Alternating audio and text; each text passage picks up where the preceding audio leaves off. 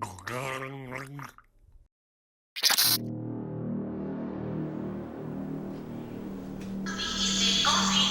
veuillez prendre votre dose de divertissement. N'ayez pas peur. Je répète, n'ayez pas peur.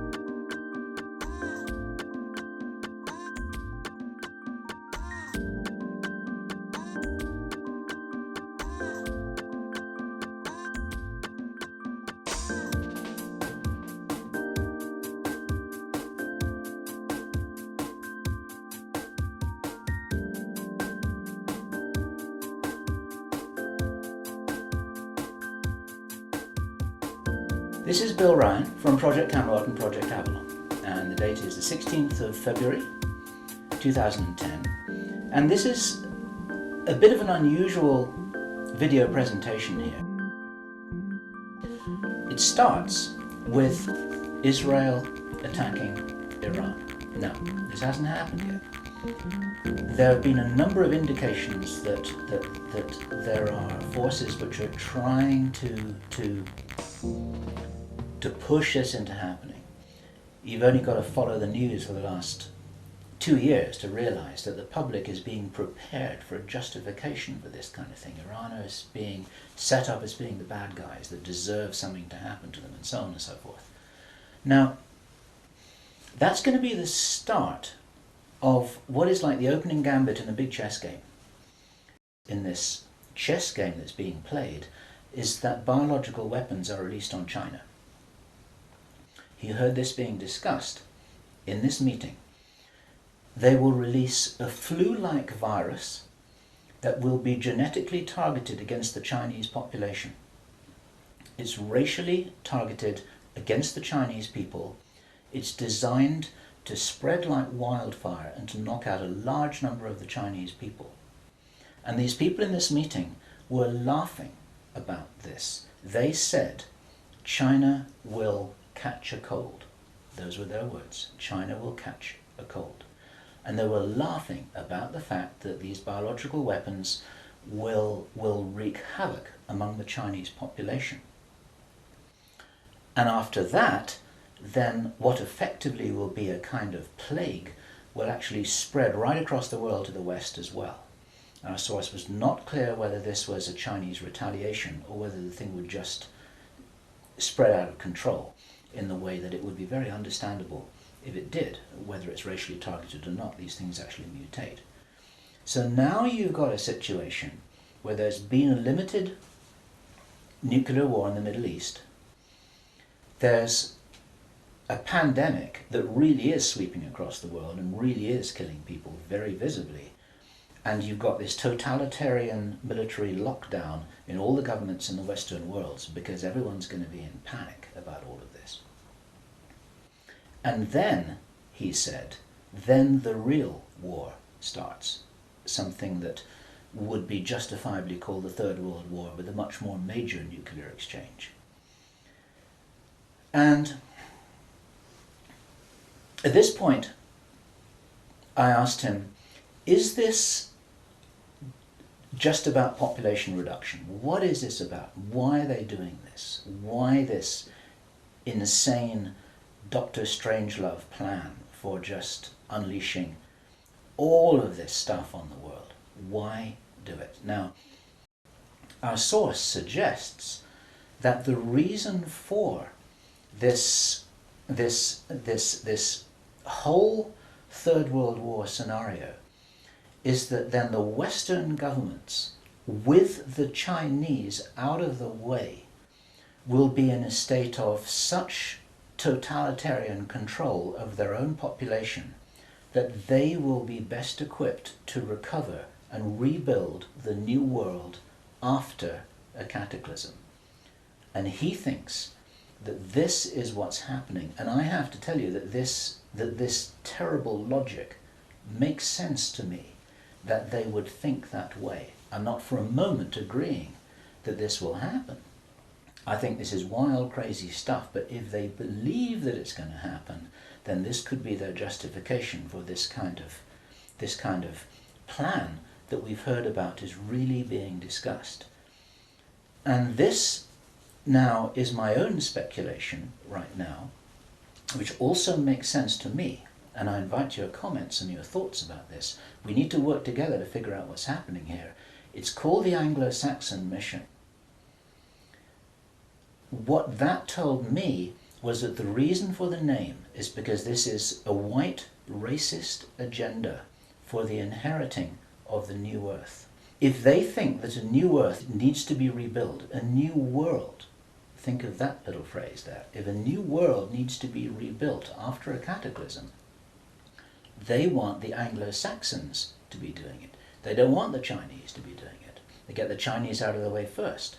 And then the Anglo-Saxons will inherit this new world with the other nations, the Asian nations, the African nations, the South American nations. Presumably, it is assumed that they won't have the resources to be able to handle the situation in any kind of a way that gives them the strength to recover after whatever it is that they think is going to occur. Problem. Even back in June 2005, they were apparently concerned that what it was that was planned on some kind of a timeline wasn't rolling out according to schedule, and this was an issue for them. So that attracted his attention very quickly, because he'd never been in a meeting when this kind of thing was discussed. Then they were talking about China and how powerful China was getting, both militarily and financially, very quickly, and that the Japanese weren't doing what they were supposed to do, which was to interfere in some way with the Chinese financial system. They weren't doing that, and this was another problem because China was getting too strong too quickly. Other things that were discussed were, for example, the coming financial crash, the centralization of resources, everything that we saw starting to happen in October 2008. They were planning that and referring to it in their meeting in June 2005. So there was clearly a rollout of some plan here, and he was quite shocked the more that he heard, and when he really realized what was happening, he was extremely shocked. And one of the reasons why I'm giving this video presentation now is to soften the blow and interpret this a little tiny bit, because it is shocking information.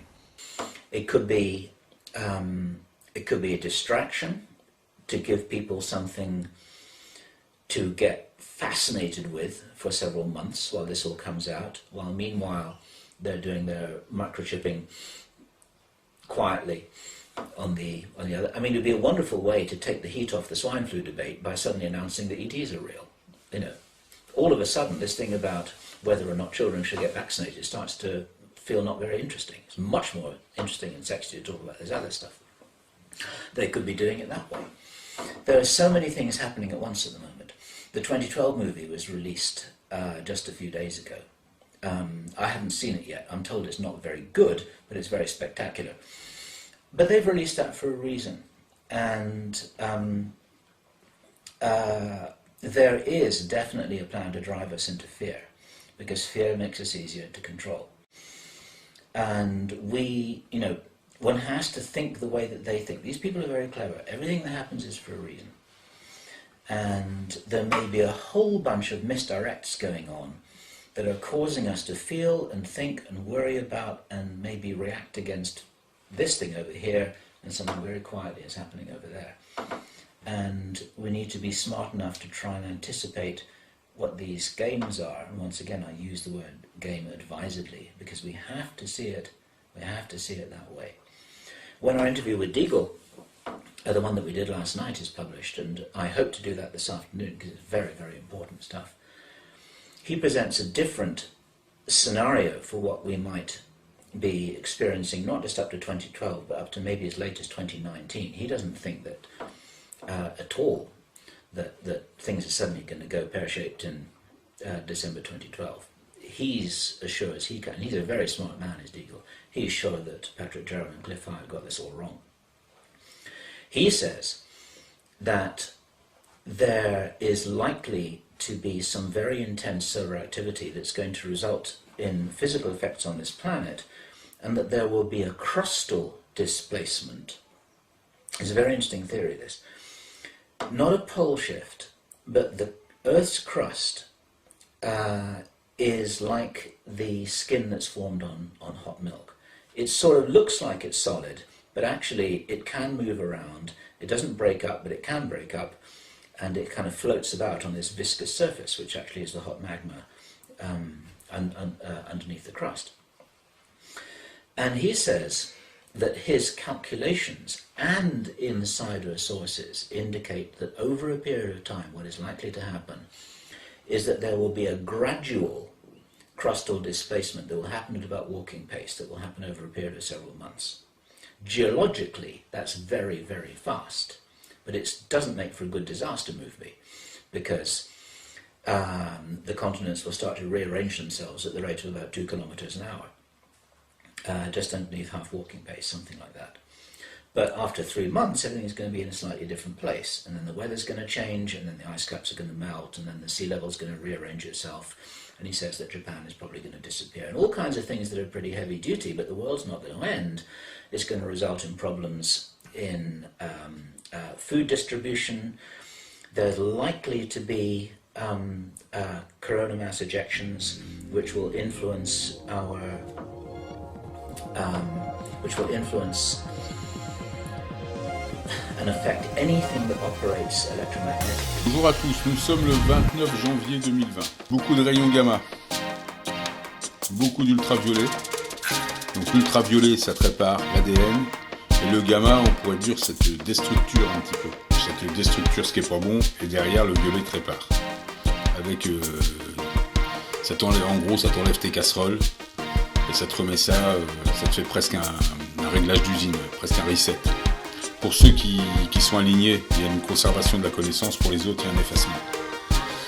Donc ça fait ça aussi, les rayons gamma.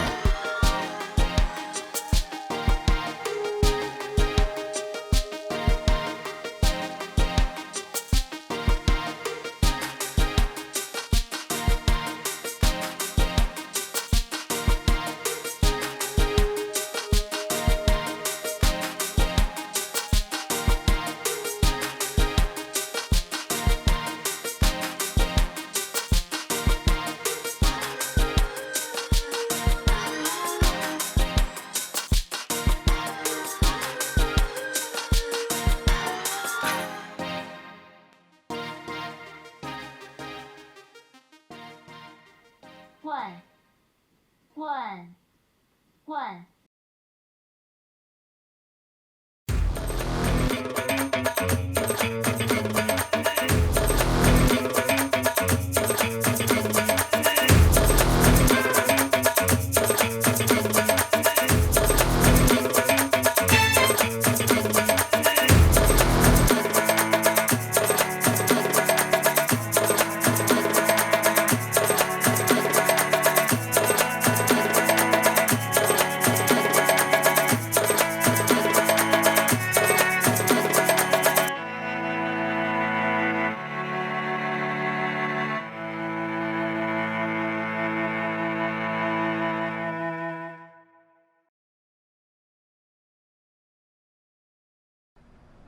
So here I am playing Neopong with my head, and I have my hand on the mouse, but that's entirely unnecessary.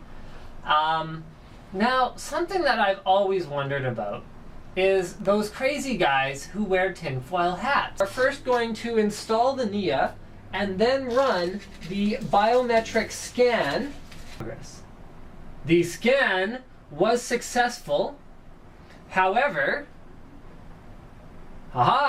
the truth, as usual, lies somewhere between the tinfoil hat blocking the mind waves and the tinfoil hat not blocking it. So maybe they're not so crazy after all. There seems to be some truth to this. You see, the scan was successful, and we are getting little jumps of brain activity here, okay? But we're not getting nearly the same level of activity that we would get without the tinfoil hat installed. So I'm going to go ahead and remove the tinfoil hat, okay? So here's my tinfoil hat, Exhibit A. And we are going to reinstall the Nia. Here we go, scan in progress. So now you see my relaxation is much lower because I was not able to successfully block OCZ or the government or whoever is trying to read my brain waves from reading them.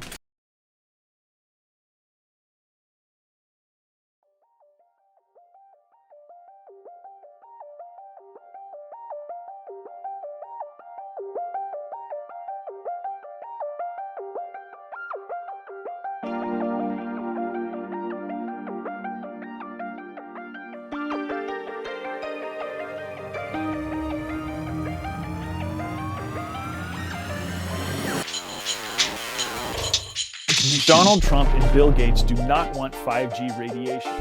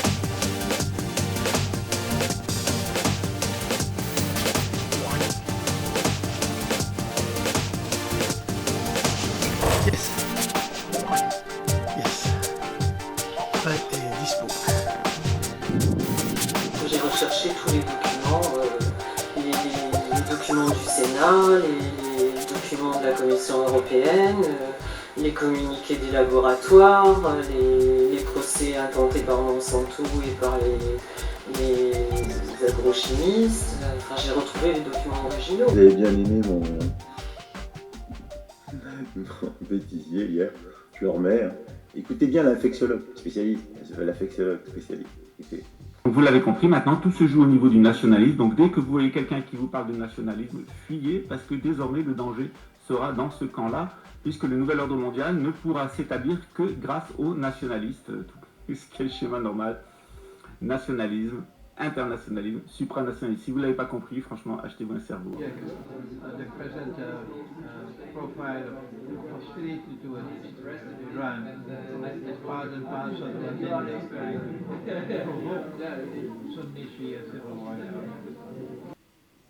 Votre papier était bien fait parce que vous n'êtes pas contenté de signaler ça, mais vous avez commencé par souligner que mes confrères ne l'avaient pas remarqué et que d'autre part, il n'était pas dans le compte-rendu officiel de la transcription officielle.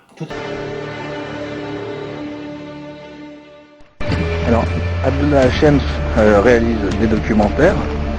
On a notamment parlé de lui aux États-Unis un petit peu lorsqu'il avait exposé la secte Raël.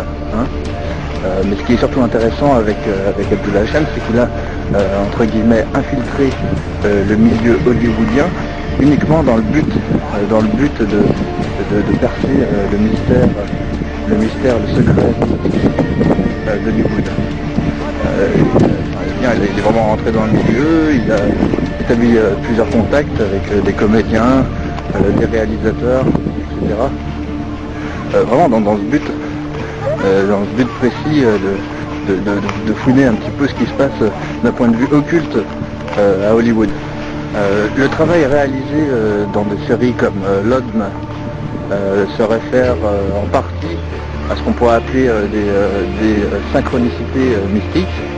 Il y a un Américain qui a fait un blog par exemple qui s'appelle The Brave New World Order blogspot.com, je crois, où il parle de synchromisticism, c'est-à-dire qu'il parle de synchronicité mystique qui se produisent, enfin qu'on peut relever notamment dans les bandes dessinées, dans les films hollywoodiens, etc. Et pourquoi pas aussi dans la vie quotidienne, justement, c'est ce dont on parle. C'est ce que vous allez voir plus tard dans la série. Alors, ce que je trouve intéressant dans une série comme l'Odme, c'est que les informations données par HM Films ou Noreaga et les autres se confirment en France par mes investigations personnelles, par les investigations d'autres personnes,